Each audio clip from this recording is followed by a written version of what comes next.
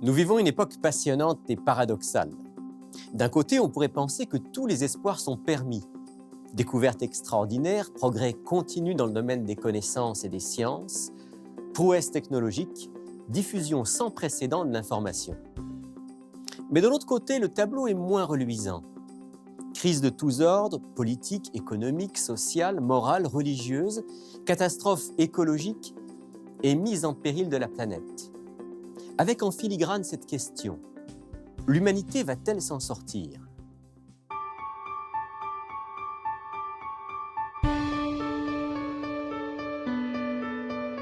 Il est écrit, une émission présentée par Rémi Ballet.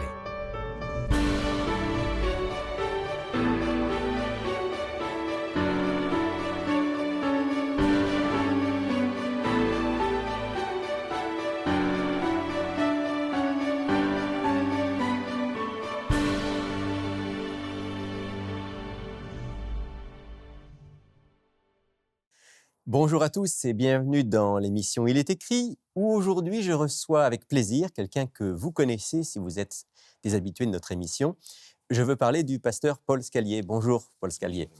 Alors c'est un plaisir de se retrouver aujourd'hui pour parler d'un sujet qui est vraiment un sujet d'actualité. On va parler de notre époque, de la signification qu'on peut donner à ce qu'on voit dans le monde d'aujourd'hui. Mais on va le faire à la lumière de la Bible. Parce que la Bible n'est pas seulement un livre qui parle de sagesse, de morale, de spiritualité, un livre qui parle de vie spirituelle, de relation avec Dieu. C'est aussi un livre qui parle de prophétie et probablement de notre époque. Sans aucun doute, sans aucun doute. Jésus n'est pas parti sans laisser à ses disciples une espérance extraordinaire. Et à partir de cette espérance, tout le reste va s'organiser. J'aimerais commencer avec ce texte qui est dans l'évangile de Jean. Alors on va commencer par lire un texte. Évangile de Jean, Évangile- chapitre 14. Jean 14. C'est une déclaration de Jésus qui est extrêmement claire et qui contient cette bienheureuse espérance. Au verset 3, il dit « Lorsque je m'en serai allé et que je vous aurai préparé une place, je reviendrai, je vous prendrai avec moi, afin que là où je suis, vous y soyez aussi. » Si Jésus a annoncé qu'il allait revenir, il a sans aucun doute donné des points de repère dans le temps pour qu'on puisse savoir quand il allait revenir et être prêt à son retour. Ce qu'on est en train de dire ici, c'est que dans la compréhension biblique de l'histoire, il y a un temps qui serait le temps du retour, le temps de la fin de cette réalité présente et d'une nouvelle réalité. Le temps biblique n'est pas un temps cyclique. Le temps biblique est un temps linéaire, donc avec une échéance. Et nous sommes dans le temps en vue de cette échéance, qui est positive parce il est question ici du retour de Jésus. La question est de savoir maintenant où est-ce que nous nous situons dans ce temps. Est-ce que notre époque actuelle est perçue par le texte biblique comme un jalon dans ce temps? Vous avez dit tout à l'heure quelque chose, vous avez dit, certainement si le Christ dit qu'il revient à un moment, il doit donner des points de repère pour pouvoir nous rendre compte qu'il est à la porte. En même temps, je me souviens de ce texte où il dit « Pour ce qui est du jour et de l'heure, personne ne le sait ». Exact. Donc, il ne faut pas qu'on joue au petit prophète pour pouvoir dire, comme certains l'ont fait, en telle année. C'est ça. Malheureusement, l'histoire contient toutes sortes de tentatives de fixer le moment du retour de Jésus. Et ça a desservi le christianisme parce que maintenant, beaucoup de gens disent « Ah, on a crié au loup tellement souvent que le retour de Jésus, c'est plus la peine d'y croire. On va continuer. » Alors qu'en réalité, il y a une échéance, il y a des signes, il y a des jalons le long du parcours. Et ce serait dramatique de vivre sans les reconnaître alors qu'on approche véritablement de cette échéance. Sans commencer à donner des dates, on peut voir, comme vous disiez, des jalons. Il y a des grands mouvements, des grandes tendances qui vont nous permettre de reconnaître l'époque dans laquelle on vit. Jésus et les prophéties de l'Ancien Testament ont donné des perspectives qui nous conduisent jusqu'au retour de Jésus. Ce que nous avons malheureusement fait trop souvent, c'est de lire notre journal et d'extraire du journal un événement, même un événement important, spectaculaire, Comme le 11 septembre, par exemple. par exemple, et d'en faire un signe des temps. Et alors à ce moment-là, on va chercher dans la Bible de quoi justifier. on fait la manœuvre en sens inverse. Et ce que vous dites là, c'est très, très frappant parce qu'il m'arrive très souvent de rencontrer des gens qui me disent tel événement est prédit dans la Bible et alors on va faire une espèce de contorsion biblique pour arriver à faire coller avec C'est l'événement. ça. Par contre, la Bible nous donne une perspective. Elle nous trace un parcours. Et ces événements s'inscrivent le long de ce parcours pour nous permettre, si on peut dire comme ça, d'illuminer ce parcours et de voir la tendance dans laquelle le monde, la tendance dans laquelle il se dirige.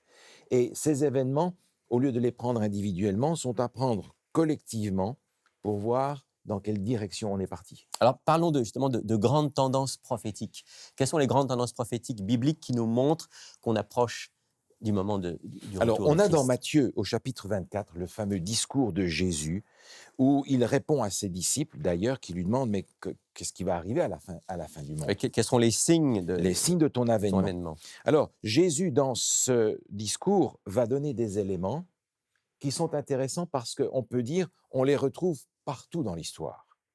Et ça a fait dire à certaines personnes, c'est un discours sur les signes de la fin, mais qu'est-ce qu'il y a d'exceptionnel à ça? Oui, quand Jésus parle de famine, de guerre, Alors, on a des famines, on a des signes qui se regroupent en 5 grosses catégories, des signes économiques, sociaux, politiques, dans la nature et des signes religieux. Il est dit, par exemple, au verset 7, donc Matthieu 24, verset 7, Matthieu 24, verset 7, une nation s'élèvera contre une nation, un royaume contre un royaume. Il y aura en divers lieux des famines, des tremblements de terre. Des famines, il y en a toujours eu. Des tremblements de terre aussi.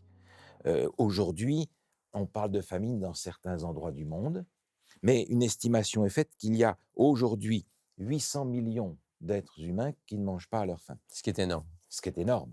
Et dans les pays développés, on considère que les gens qui vivent en dessous du niveau de la pauvreté sont extrêmement nombreux aussi.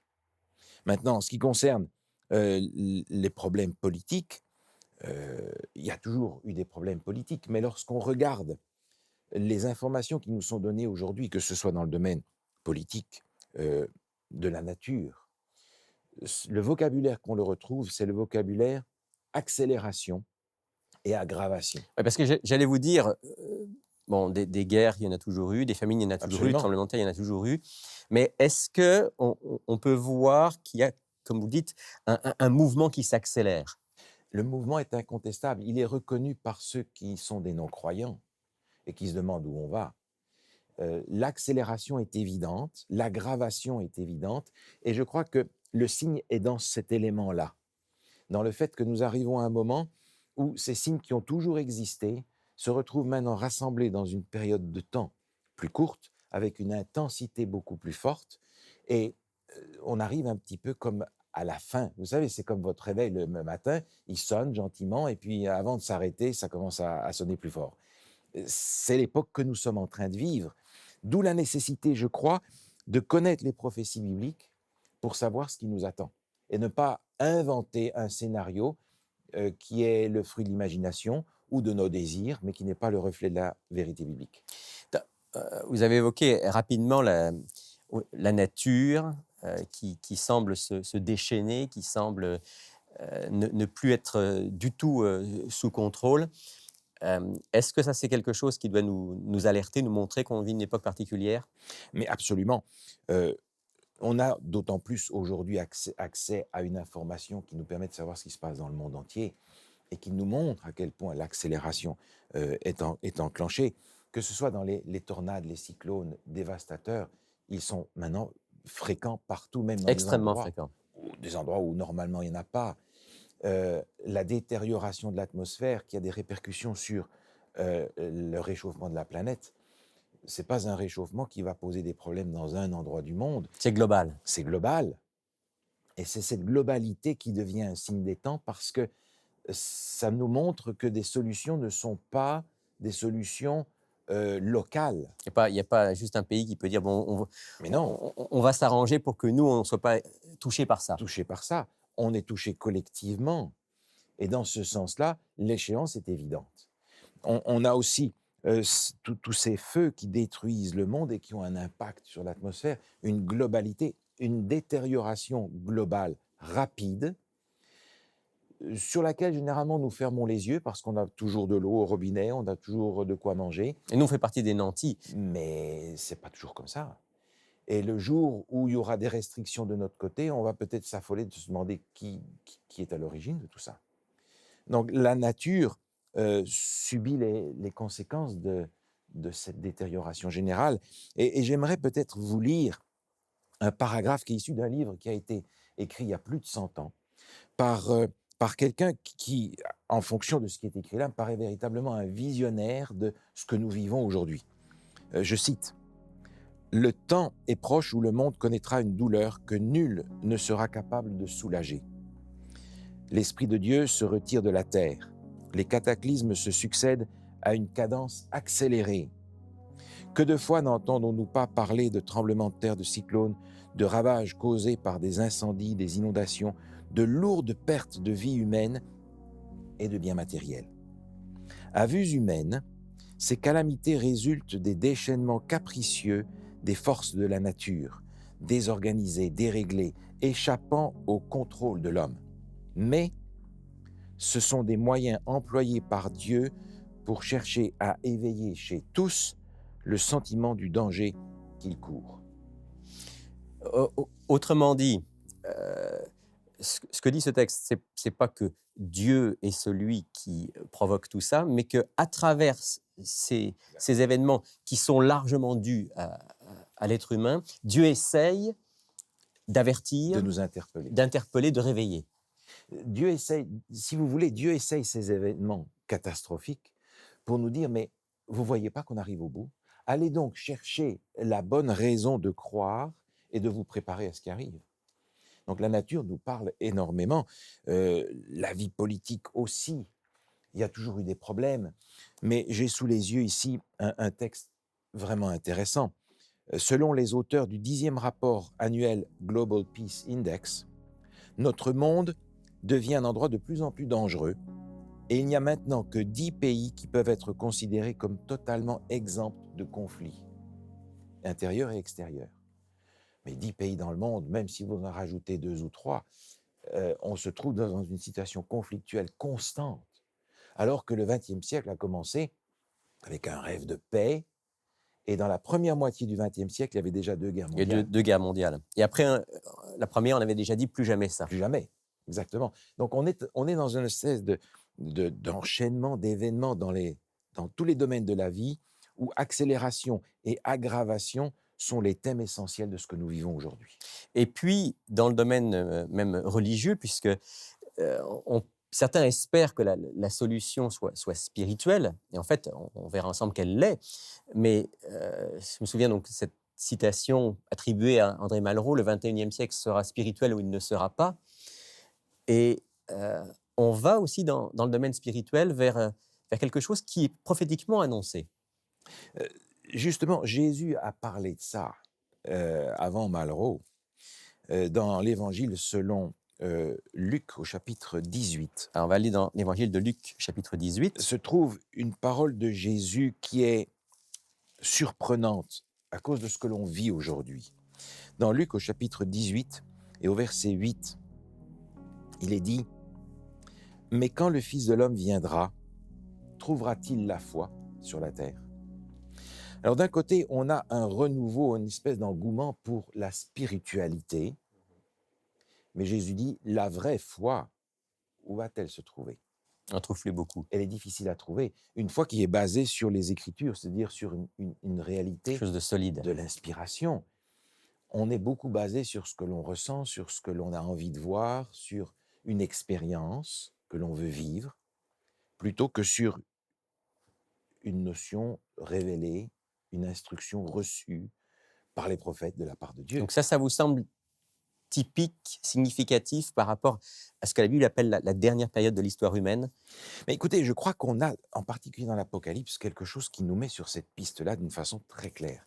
Si vous voulez regarder avec moi dans l'Apocalypse, au chapitre 13, Apocalypse chapitre 13. se trouve un texte prophétique donc, et il y a dans ce texte référence à une bête qui est un symbole bien connu dans la Bible comme étant un symbole de puissance. Une puissance. Une puissance qui, dans le chapitre 13, est une puissance politique et religieuse. Et il est dit, par exemple, au verset 3, remplie d'admiration, la terre entière suivit la bête. Et au verset 7, il est écrit « Et lui fut donné autorité sur toute tribu, tout peuple, toute langue, toute nation, et tous les habitants de la terre l'adoreront, ceux dont le nom n'a pas été écrit dans le livre de vie de l'agneau. » On a donc dans ce texte de l'Apocalypse l'indication qu'il y a, à la fin des temps, la volonté de rassembler dans le domaine religieux tout le monde. Une espèce de superpuissance politico-religieuse qui rassemble. Exactement. Et c'est exactement ce que l'on voit aujourd'hui dans le domaine religieux. Je pense par exemple à ce mouvement qui s'appelle le mouvement de Jean 17, qui prend le texte de Jean 17 où Jésus parle de l'unité et qui appelle à l'unité de tous les croyants, pas seulement des chrétiens, mais de tous les croyants. Et on remarque depuis un certain nombre d'années en arrière, récemment malgré tout, une volonté de rassembler les dénominations chrétiennes et de rassembler toutes les religions. En soi, ça paraît quand même quelque chose de très bien. Alors, l'idée de l'unité est très bien, mais la question est de savoir sur quelle base.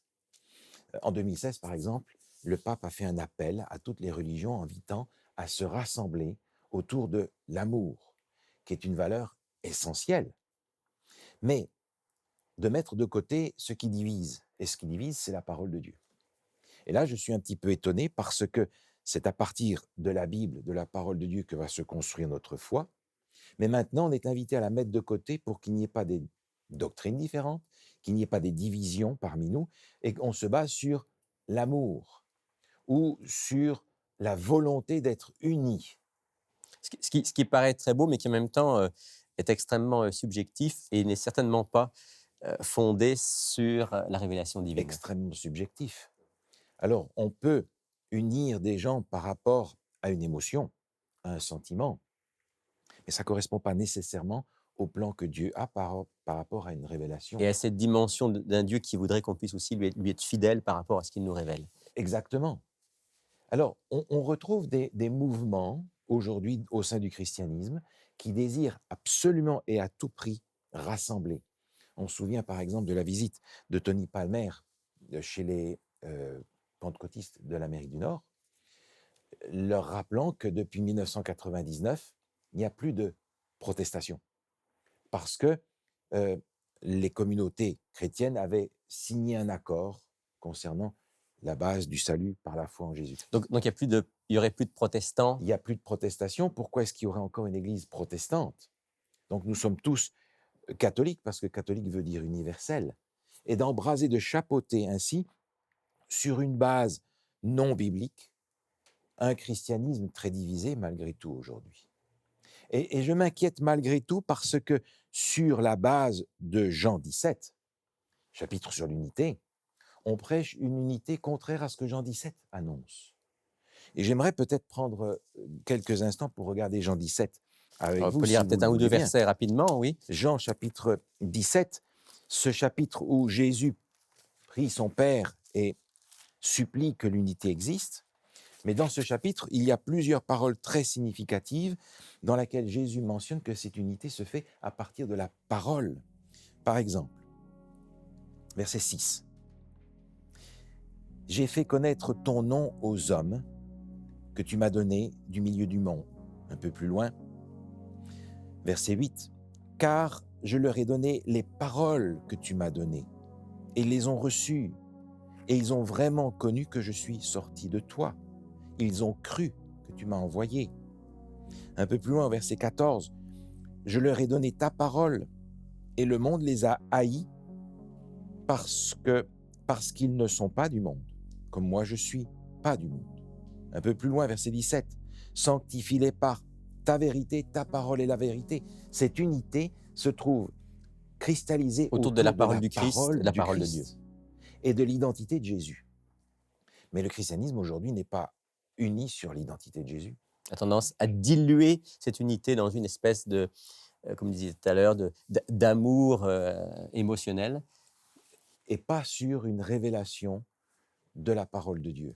Autrement dit, on est tenté de mettre de côté tout ce qui est doctrine pour vivre sur une émotion commune.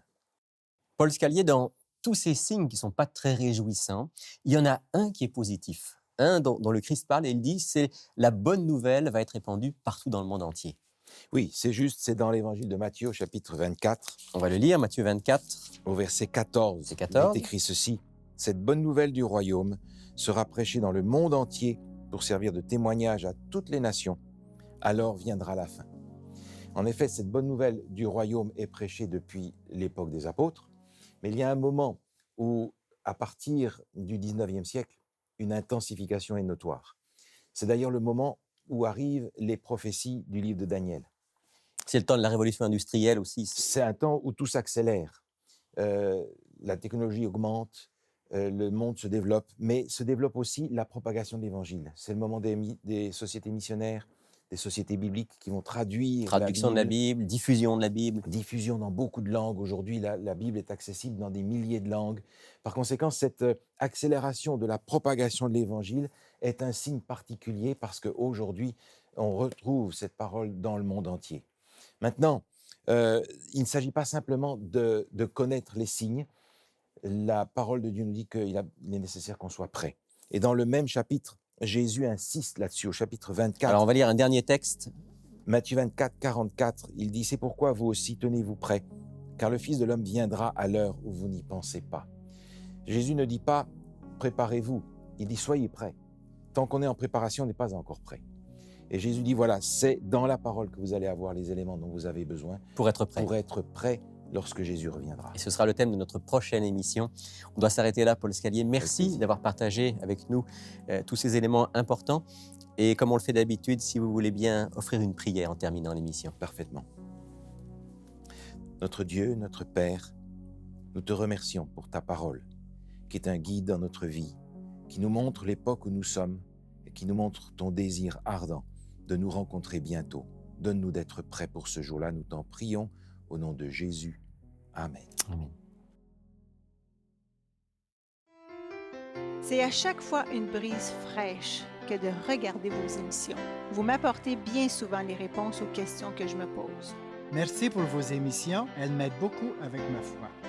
Si vous aussi vous aimez les émissions Il est écrit, j'aimerais vous inviter à soutenir financièrement leur production pour que ces messages d'espoir continuent à être diffusés. Pour faire un don, rendez-vous sur ilestécrit.tv ou encore au 1-866-729-3515. Merci à l'avance pour votre générosité.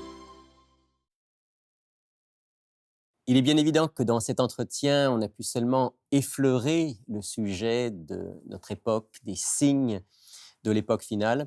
Mais si vous voulez aller plus loin, il est possible de le faire en profitant de notre offre de la semaine que va nous présenter France. Bonjour France. Bonjour Rémi. Et bonjour Sylvain. Bonjour. Bonjour Sylvain. Alors, cette offre de la semaine, c'est un ouvrage qu'on a déjà proposé. Oui, certainement, c'est La superpuissance à venir de l'auteur Mark Finlay. Donc, c'est un livre qui vraiment va nous aider à voir encore précisément, comme tu le dis, à quelle époque nous sommes. C'est un livre qui traite beaucoup des prophéties. Autant, la prophétie, bien sûr, de Christ, comme quoi qu'il devait venir, mais on passe à travers le livre de Daniel, l'Apocalypse, différentes prophéties qui se sont réalisées. Donc, il y en a d'autres qui sont à venir. Qui sont à venir, qui vont certainement se réaliser. C'est un livre que je veux prendre le temps de montrer à nos auditeurs qu'il y a beaucoup d'images, il y a beaucoup bien de illustré. tableaux, il est bien illustré, Très bien fait. et il est facile à lire, il est quand même très accessible. Alors, c'est un livre qu'on offre à 15 $ plus les frais de port. Ça vaut la peine. C'est vraiment un bon livre de référence dans notre bibliothèque. Merci France. Si vous êtes intéressé par la prophétie biblique, un livre à ne pas manquer. Dans quelques instants, on vous rappelle nos coordonnées. Sylvain, parle-nous maintenant de la question d'auditeur, d'auditrice que tu as sélectionnée aujourd'hui. Oui, c'est ça. Ben, c'est intéressant aussi d'avoir des questions un peu partout. Donc, aujourd'hui, on a une question de l'Outaouais, de la part de Paul. Donc, la question est la suivante. Quelle est la différence entre la résurrection et la réincarnation? OK? Je prends le temps de le prononcer. Oui, vas-y, tranquillement. Résurrection et réincarnation. Voilà. OK, question intéressante, d'autant plus intéressante qu'il semble y avoir une confusion, C'est définitif. en particulier dans le monde chrétien. Vous savez que la résurrection, c'est ce qui est présenté dans la Bible. La réincarnation, c'est une autre théorie, mais il semble que dans les milieux chrétiens, il y ait beaucoup de gens qui croient à la réincarnation, mais qui croient aussi à la résurrection, ce qui est complètement incohérent. Alors, Il faut faire la lumière. on fait la lumière sur tout ça. Qu'est-ce que la résurrection? En tout cas, la doctrine biblique de la résurrection, c'est cet enseignement selon lequel, à un moment donné de l'histoire, Dieu va intervenir. Il y aura ce qu'on appelle souvent le jugement final, le retour du Christ. Et Dieu va redonner la vie à ceux qui sont morts. Les uns disent Jésus pour la vie éternelle, les autres pour le jugement. Ouais, puis à quelque part, moi, j'aime. Tu parles, Vas-y, tu parles de nous, mais il y a aussi la dynamique. Ben, Jésus est ressuscité. Oui, Voilà, lui tu sais, aussi, Jésus est fait. ressuscité parce Tout à que fait. Paul, il dit Exactement. si Jésus n'est pas ressuscité, notre foi est vaine. Exact. Donc, exact. la dimension de la résurrection, c'est que on va. Et il y a de nombreux exemples bibliques de résurrection. Bien sûr, celui du Christ, c'est le plus fort. Ouais. Mais déjà, dans l'Ancien Testament, il y a des exemples de résurrection. Oui. Puis dans son ministère, Jésus a ressuscité des Oui. morts. Et puis on a quelques exemples aussi dans le livre des Actes des Apôtres. Mhm. C'est cette espérance qui est la nôtre, qu'à un moment, Dieu va intervenir, le Créateur, pour redonner la vie à tous ceux Non. qui leur ont fait confiance. La mort, c'est pas la fin. C'est ça, Hein? j'aime ça quand tu dis pour redonner la vie parce que avec la notion de résurrection, réincarnation, ça a un rapport avec la quête de l'immortalité. Voilà. OK? Donc, en arrière de ça. Alors, la grande différence, c'est que dans la réincarnation, on croit qu'il y a un élément de l'être humain qui ne meurt pas quand le corps meurt, et cet élément, on va l'appeler l'âme, on va l'appeler l'esprit, ça dépend un petit peu des théories, et cet élément-là va se réincarner, c'est-à-dire va reprendre un corps, puis suivant les théories, soit c'est à nouveau un corps humain, si c'était un homme, ça peut même aller dans un autre corps vivant, et cette âme va se réincarner dans la théorie orientaliste, jusqu'à temps que, s'étant tellement épurée, cette âme n'ait plus besoin de se réincarner. Et à ce moment-là, elle va rentrer dans le grand tout, dans le nirvana, et puis voilà. c'est la fin. Alors, Ce qui n'est pas biblique. Non, parce que dans la Bible, on a clairement... Je vais juste lire un texte, hein, on n'a pas beaucoup de temps, mais juste lire un texte qui montre clairement que, d'après la Bible, il n'y a pas de réincarnation, mais il y a une résurrection. Dans l'Épître aux Hébreux, au chapitre 9, il est dit ceci.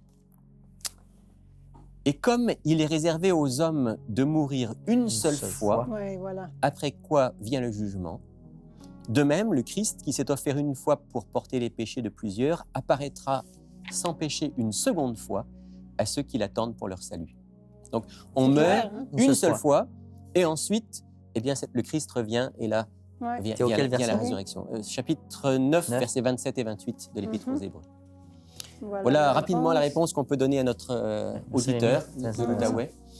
Et France, rappelle-nous juste rapidement l'offre de la semaine. Superpuissance à venir de Marc Finlay, 15 $ plus les frais de port. Voici comment vous le procurez. Pour effectuer votre commande, écrivez-nous à Il est écrit, casier postal 99, succursale Rosemont, Montréal, Québec, H1X3B6. Vous pouvez également passer votre commande sur le web à ilestécrit.tv ou par téléphone au 514-729-3515 dans la région de Montréal et sans frais au 1-866-729-3515 pour l'extérieur de Montréal. Il me reste à vous remercier d'avoir été des nôtres aujourd'hui.